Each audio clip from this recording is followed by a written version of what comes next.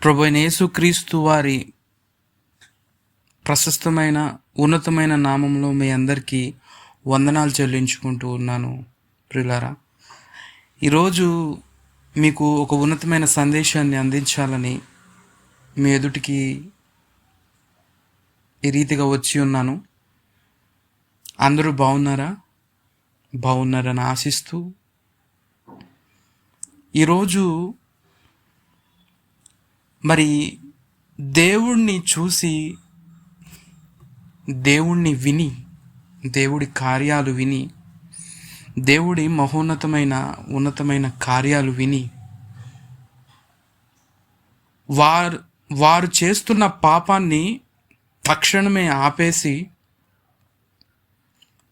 దేవుని వైపు తిరిగిన ఒక ఇద్దరు ప్రాముఖ్యమైన వ్యక్తుల గురించి మీ ఎదుటికి తీసుకొని రావాలని ఆశిస్తూ ఉన్నాను.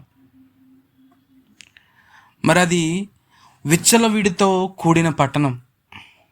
తమకిష్టం వచ్చినట్టు బ్రతుకుతూ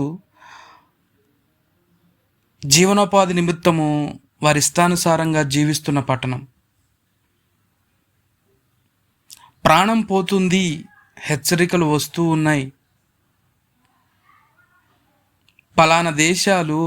పలానా దేశము వారి మీద దండెత్తి వస్తుంది అని తెలుసు కూడా ఒక పక్క ప్రాణభయం ఉన్నా పాపాన్ని ఆపకుండా చేస్తున్న పట్టణం. దేవుని దృష్టిలో శాపకరమైన పట్టణం.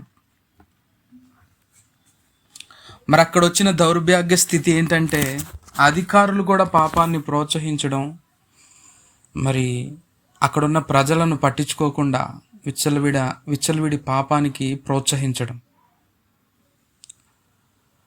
మరి అదే సమయంలో అక్కడ ఒక స్త్రీ మరి ఆ ప్రజల మధ్యలో, మరి ఆ ప్రజలతో కలిసి అదే పాపాన్ని, అదే విషయంలో మరి భయంకరమైన పాపాలు చూసినట్లయితే భయంకరమైన పాపాలు ఉన్నాయి.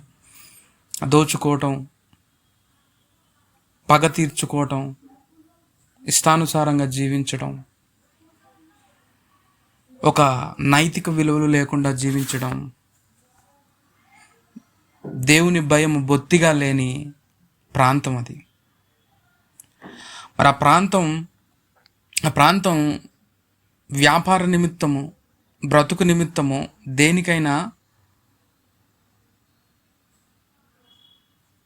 దేనికైనా ఏ విషయానికైనా మరి వెనుకాడని పట్టణం.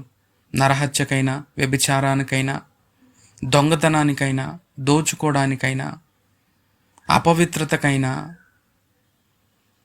దేనికైనా దిగజారడానికి మరి సిద్ధమైన పట్టణం పైన దేవుడి శాపం శపితమైపోయింది. పట్టణం మొత్తం శపితమైపోయిందని దేవుడు సెలవిచ్చాడు. శాపకరమైన పట్టణానికి దేవుడు తీర్పు తీర్చబోతున్న సమయంలో మరి ఆ పరిస్థితిలో మరి ప్రజలపై ఉన్న అధికారులు మరి వారిని పాపానికి ప్రోత్సహించాలా? కాదు కదండి. వారి వృత్తుల నిమిత్తం వారు చేస్తున్న పాపాలని ప్రోత్సహించకుండా చివరికి అధికారులు సైతం అదే రీతిగా బ్రతకటానికి పూనుకున్నారు. మరి అట్టి సమయంలో ఒక స్త్రీ మాత్రం ఆ పట్టణ అధికారులకు, ఆ పట్టణానికి వ్యతిరేకంగా బ్రతకడానికి తానున్న వృత్తి నిమిత్తము అదే రీతిగా బ్రతకకుండా, తను చేస్తుంది వేశ్య వృత్తి అయినా ఆ వేశ్య వృత్తిని దేవుడి మాటలు విని గుండెలు కరిగిపోయి దేవుడు సముద్రాన్ని చీల్చాడని, సముద్రము ఆరిన నేలగా మారిందని, మోషే ద్వారా ఎన్నో సూచక క్రియలు, యెహోషువ ద్వారా ఎన్నో సూచక క్రియలు, అద్భుత క్రియలు,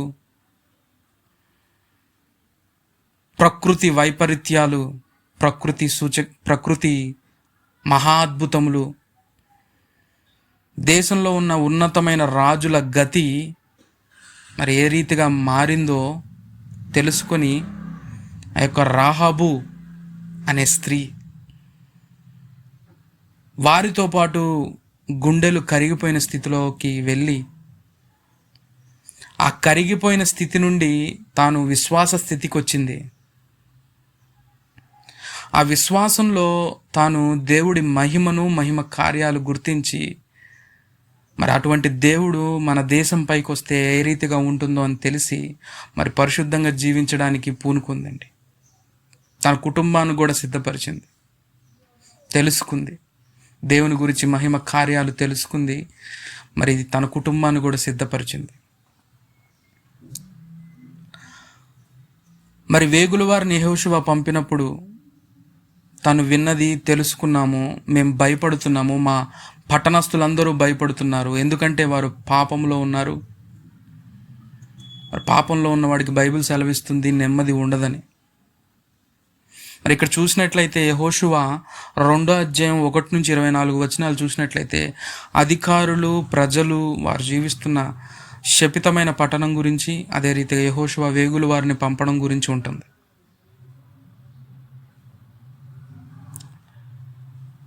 మరి తను చేస్తున్న ఆ విశ్వాసాన్ని క్రియల్లో చూపెట్టింది. ఏం చేసింది? తానును తన కుటుంబం రక్షించబడడానికి విశ్వాసపు క్రియ చేసిందండి. మరి ఈ రోజుల్లో విశ్వాసం అని అంటున్నాం కానీ క్రియలు లేని విశ్వాసాలు అనేకమున్నాయి. జస్ట్ విశ్వసిస్తున్నాము దేవుణ్ణి, కానీ అది బ్రతుకులో ఏమాత్రము చూపెట్టకుండా విశ్వాసపు క్రియ చేయకుండా ఉన్నాం. మరి చూసినట్లయితే జీవగ్రంథంలో మరి యాకోబు 2వ అధ్యాయం 25వ వచనం,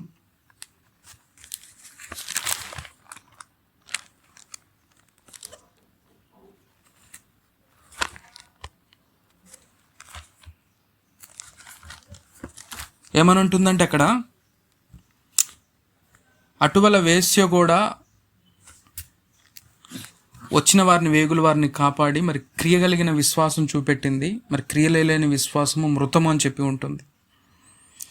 అదే మరి యాకోబు పత్రికలో కూడా మరి తను చేస్తున్న తను చేస్తుంది వేశ్య వృత్తి, మరి ఆషామాష విషయం కాదు, జీవనోపాధితో కూడిన ఉద్దేశము. తన బ్రతుకు తెరువు నిమిత్తము తను దిగజారిపోయి మరి రాజకీయంగా మరి పాలన చేస్తున్న వ్యక్తుల వల్ల మరి తన జీవితాన్ని ఆ రీతిగా ఎన్నుకుంది. మరి ఈరోజు కొన్ని దేశాలు కూడా అదే విధంగా ఉన్నాయి. వ్యభిచారమే తమ జీవనోపాధంగా బ్రతుకుతున్న దేశాలు ఎన్నో ఉన్నాయి. ఎందుకంటే పాలన అంత భయంకరమైన పాలన, పట్టించుకోలేని పాలన, వారు కూడా అదే స్థితిలో ఉన్న పాలన. మరి వేస్తులుగా ఉన్న వృత్తిని వారి చైతన్య నిమిత్తము ఈ రోజుల్లో చూస్తుంటే వారి చైతన్య నిమిత్తం ఏది కూడా ఎవరు చేయని స్థితి. వారు అదే పాపంలో మగ్గు చూపుకుంటూ అదే వృత్తిలో బ్రతకాలని కూడా గవర్నమెంట్ అలా వదిలేస్తున్న స్థితి. మరి ఆ స్థితి నుండి మరి అది ఆపడం అంటే అంత ఆషామాష విషయం కాదు. ఆ శోధనను జయించాలి. ఒక వేశ్య మరి మనం చూడొచ్చు బైబిల్లో హోషేయ ప్రవక్త ద్వారా మరి తెలిసినట్లయితే హోషేయ ప్రవక్తను దేవుడు చెప్తాడు, వేశ్యను, ఇశ్రాయేలును ఒక సాదృశ్యంగా ఇశ్రాయేలు దేశ ప్రవర్తన, ఇశ్రాయేలు ప్రజల ప్రవర్తన నిమిత్తము హోషేయ ప్రవక్త వెళ్ళి ఒక వేశ్యను పెళ్లి చేసుకుని ఆ వేశ్యను కొన్ని రోజులు ఆ వేశ్యతో సంసారం చేసి మరలా వేశ్య సంసారానికి మొగ్గు చూపకుండా మరలా తిరిగి తన పూర్వస్థితికే మళ్ళా వెళ్ళడానికి ఇష్టపడింది. అంటే ఇక్కడ దేవుడు ఒక సాదృశ్యంగా చూపించి మరి అట్టి స్థితిలో ఇశ్రాయేలీయులు ఉన్నా కూడా నేను ఇశ్రాయేల్ని ఇంకా కనికరిస్తున్నాను అనే ఉద్దేశ ప్రకారం తెలియచేయడానికి హోషేయని ఆ విధమైన పని చేయమంటాడు. మరి ఇక్కడ చూసినట్లయితే ఈ రాహాబు మాత్రం ఆ భయంకరమైన పాపాన్ని చేస్తూ మరి దాన్ని తట్టుకుంది, ఆ వేస్తే తత్వాన్ని మార్చుకుంది, ఆ లాభము అపేక్షించింది, ఆ పాపము భయంకరమైన స్థితి, భయంకరమైన బంధకము నుండి బయటికి రావడానికి, ఆ శోధనని జయించడానికి తను పూనుకుంది. తన చుట్టూ ఉన్న వారిని కూడా నిలబెట్టింది. మరి యాకోబు పత్రిక చూస్తాం 1వ అధ్యాయం 12వ వచనం, శోధన సహించువాడు ధన్యుడు అని చదివినట్లయితే అటువాడు ధన్యుడంట. మరి ధన్యురాలుగా మారింది రాహబు. అంత ఆషామాషా విషయం కాదండి ఈ రోజుల్లో. మరి నువ్వు చేస్తున్న పాపాన్ని ఆపి దేవుని వైపు తిరగడం అంటే అంత ఆషామాషా విషయం కాదు. శోధన తట్టుకోవాలి. మరి నువ్వే బానిసత్వంలో ఉన్నావో ఆ బానిసత్వం నుండి విడుదల పొందాలి. దేవుని వైపు చూడాలి. మరి దేవుని మహిమ కార్యాలు చూస్తే నీలో ఆ కార్యం జరుగుతుంది.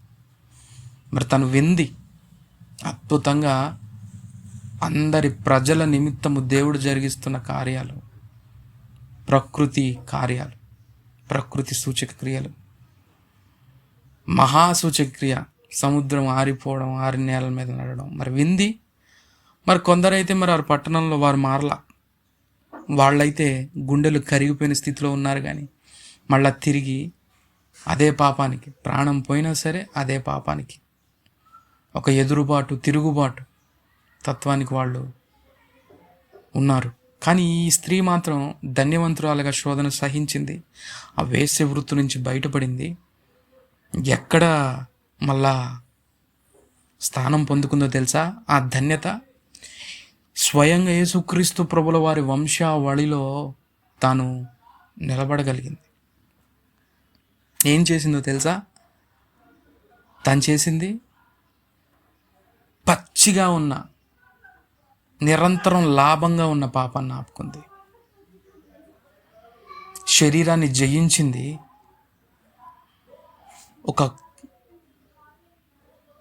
అనైతిక విలువ పని నుండి నైతిక విలువ వైపు, పడుపు సొమ్ము నుండి నమ్మకమైన సొమ్ముకి, నమ్మకమైన విధానానికి తను మారింది. మరి మత్తయి సువార్త 1వ అధ్యాయము 5వ వచనంలో చూసినట్టయితే వంశావళి, యేసుక్రీస్తు వంశం రాహాబునందు, మరి వంశావళిలో రాహాబునందు అని చెప్పి మనకు ఉంటుంది, మీరు చదువుకోండి. అటువంటి గొప్ప వంశావళిలో తను వంశవృక్షములో తను ఒక పాత్రగా, ధన్యురాలుగా ఎంచబడింది.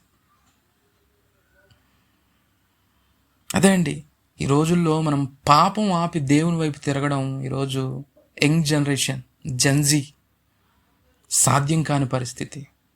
ఎన్నో దారుణాలు చూస్తున్నాం, అక్రమ సంబంధాలు చూస్తున్నాం, అనేక రీతులుగా చూస్తున్నాం. ఇదేంటంటే నిగ్రహం కలిగి దేవుడి వైపు చూడకపోవడం వల్లే ఇన్ని అనర్థాలు, ఇన్ని ఆత్మహత్యలు, ఇన్ని భ్రూణ హత్యలు మనం చూస్తూ ఉన్నాం లోకం మీద. ఎన్నో అసలు యూట్యూబ్ స్ట్రీమ్ మీడియా దద్దరిల్లిపోతుందండి. రోజుకొక భయంకరమైన హత్యలు, ఆత్మహత్యలు, వ్యభిచార హత్యలు, అక్రమ సంబంధ హత్యలు. మరి దేవుడి మహిమ కార్యాలు చూస్తే మరి ఇటు భయంకరమైన కార్యాల నుండి మనం తప్పించుకోగలుగుతాం, మనం బయటపడగలుగుతాం. దేవుణ్ణి చూడాలి. దేవుని మాటలు, దేవుని మహిమ కార్యాలు చెప్పే చోటికి, దేవుని సంఘానికి, దేవుని రాజ్యానికి అదే దేవుడు మిమ్మల్ని పిలుస్తూ ఉన్నాడు, ఎదురు చూస్తూ ఉన్నాడు. నన్ను చూడండి, నా గురించి వినండి, మీ ప్రవర్తన మార్చుకోండి అని. మరి అదేవిధంగా ఇంకో వ్యక్తిని మనం చూడొచ్చు, జక్కయ్య.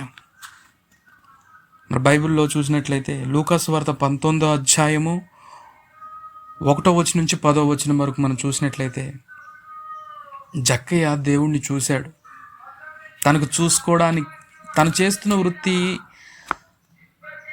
ఒక భయంకరమైన రక్తాన్ని పీల్చుకునే, పాపపు లాభాన్ని ఆశించే సుంకపు గుత్తదారుడు. అన్యాయంగా వస్తువులు, అధిక లాభాన్ని ఆశించే వసూలు చేసే సుంకపు గుత్తదారుడు, అంటే ట్యాక్స్ కలెక్టర్. అన్యాయంగా సుంకాన్ని వసూలు చేస్తూ ఉంటాడు.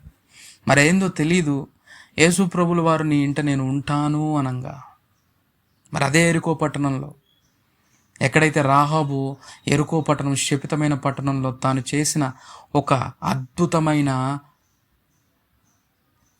తన వృత్తిని ఆపుకోవడం, తన పాపిష్టి స్థితి నుండి దేవుని వైపు తిరిగి చూసిందో, దేవుడి కార్యాలు అదే యెరికో పట్టణంలో. మరి ఈ జక్కయ్య దేవుణ్ణి చూడంగానే యెరికో పట్టణంలో ఆ చెట్టుపైకి ఎక్కి దేవుణ్ణి చూశాడు. మరి ఇంటికి నేను వస్తాను, నేను ఉంటాను అని చెప్పి యేసు ప్రభుని అద్భుతంగా చేర్చుకున్నాడు. అద్భుతంగా చేర్చుకున్నప్పుడు యేసు ప్రభు వైపు చూస్తూ నిలబడి, నేను చేసిన అన్యాయం మొత్తం ప్రభువా మానేస్తాను, ఎవరి దగ్గర అయితే ఎక్కువ వంతులుగా నేను వస్తువులు చేశానో వారందరికీ మళ్ళీ తిరిగి ఇచ్చేస్తాను. ఒకే ఒక చూపు యేసు ప్రభును చూడంగానే తన పాపాన్ని ఆపేసుకున్నాడు. తన పాపాన్ని ఆపేశాడు, దేవుని వైపు తిరిగాడు. అద్భుతమైన జీవితానికి నాంది పలికాడు. అబ్రహాము కుమారుడు, ఆత్మానుసారమైన అబ్రహాము కుమారుడిగా ఎంచబడ్డాడు. దేవుని స్వాస్థ్యాన్ని పొందుకున్నాడు. మరి అదే స్థితిలో నువ్వు కూడా ఉండాలని ఆశిస్తే భయంకరమైన పాపాన్ని, లాభంతో కూడిన అపేక్షను ఆపేసేయి. ఈరోజే దేవుడి వైపు చూడు, దేవుడి కార్యాలు విను. దేవుడు అద్భుతమైన మహిమలు, దేవుడు అద్భుతమైన కార్యాలు ఎన్ని చేశాడో నువ్వు చూడు.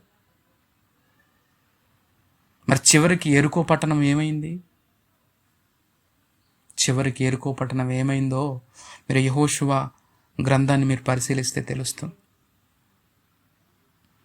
మరి ప్రాణభయంతో ఉండి పాపాన్ని మాత్రం మానుకోకుండా ఉన్న ప్రజలు, అధికారులు, సమస్తము సర్వనాశనము దేవుడు శపితమైన విధానం పైన బహు గొప్ప విధానంతో అక్కడ భయంకరమైన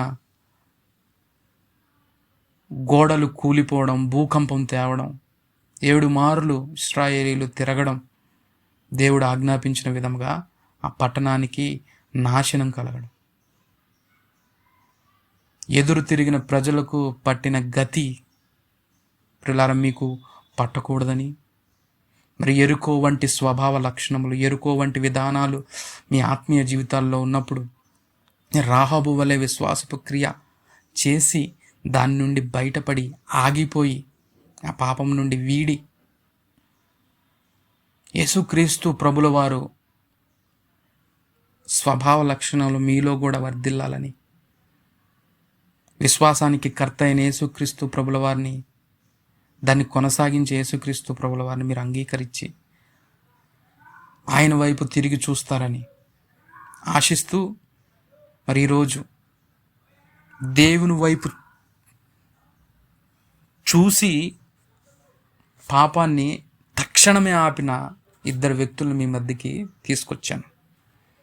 దీని ద్వారా మీరు ఆశీర్వాదం పొందారని ఆశిస్తూ ప్రార్థిస్తూ ఉన్నాను. మహోన్నతుడు అయిన తండ్రి, మీకు వందనాలు, స్తుతులు, స్తోత్రములు దేవా.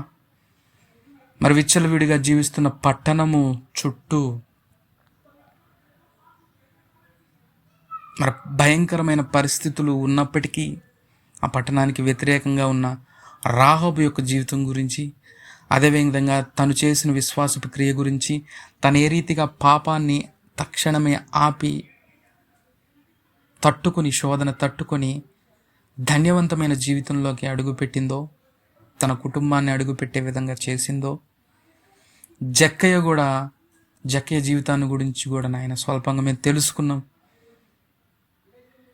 అద్భుతముగా తన అన్యాయపు సొమ్మును ఎవరిది వారికి తిరిగి చేయడం జక్కయ్య నుండి మేము నేర్చుకున్నాం. మిమ్మల్ని చూస్తే చాలయ్యా, మీ మహిమ వింటే చాలయ్యా, అద్భుతంగా మా జీవితం మారుతుంది, మేము చేసే తప్పుడు పనులు ఆగిపోతాయని ఈ వాక్యం ద్వారా తెలుస్తుంది ప్రభా. అనేక మంది విని ఉన్నారు, వారి జీవితాల్లో మార్చుకుంటారనే విధముగా మీరు వారి జీవితాల్లో క్రియలు జరిగించమని, అత్యున్నతంగా మీరే మహిమ పొందమని, మీరే ఘనత, మహిమ, ప్రభావములు పొందమని, తద్వారా వారి జీవితాలు 30 60 100 వర్ధిల్లులాగా సహాయం దయచేయమని నజరేయుడైన యేసుక్రీస్తు వారి అతి శ్రేష్టమైన నామంలో ఈ ప్రార్థనా మనవులు సమర్పించి అడిగి మీ యొద్ద నుండి పరలోక జవాబు పొందుకొని ఉన్నాము పరమ తండ్రి, ఆమేన్. మరి అందరికీ వందనాలు. తప్పకుండా మీ అందరూ ఈ ఛానల్ని, దేవుని సత్యోపదేశం అనే ఛానల్ని మీరు అందరూ సబ్స్క్రైబ్ చేస్తారని, ఇటువంటి విలువైన సందేశాలు మరెన్నో రానున్న రోజుల్లో మీకు అందించడానికి నేను ఎంతో సంతోషంగా సిద్ధపడుతూ మీ ముందుకి రాబోతున్నాను. కాబట్టి మీరందరూ మీ ప్రార్థన, అనుదిన ప్రార్థనలలో నన్ను, మా కుటుంబాన్ని మీరు జ్ఞాపకం చేసుకుంటూ ఉంటారని ఆశిస్తూ మన ఈ మాటలు ముగిస్తూ ఉన్నాను. అందరికీ వందనాలు.